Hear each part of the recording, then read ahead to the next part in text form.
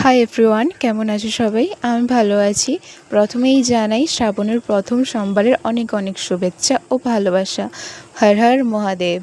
তো দেখো, সকাল সকাল 3 সখী মিলে জল ঢালতে গিয়েছিলাম বাবার মাথায়।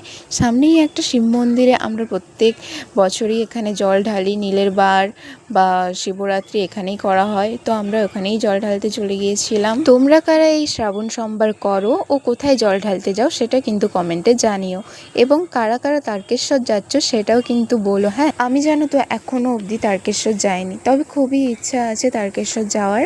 তো দেখা যাক কবে যাওয়া যায়। তোমরা কারা আমার এরকম ছোট ব্লগ পছন্দ করো সেটাও কিন্তু জানিও। অনেকদিন পরেই এরকম ছোট ব্লগ নিয়ে এলাম তোমাদের সামনে। ভালো লাগলে লাইক, কমেন্ট, সাথে সাবস্ক্রাইবটাও করতে ভুলো না কিন্তু। যাই হোক, তোমাদের সাথে কথা বলতে বলতে আমার কিন্তু পুজো ও জল ঢালা দুটোই কমপ্লিট হয়ে গিয়েছে। নেক্সট ভিডিও খুব তাড়াতাড়ি আনবো। চলো এখন টাটা।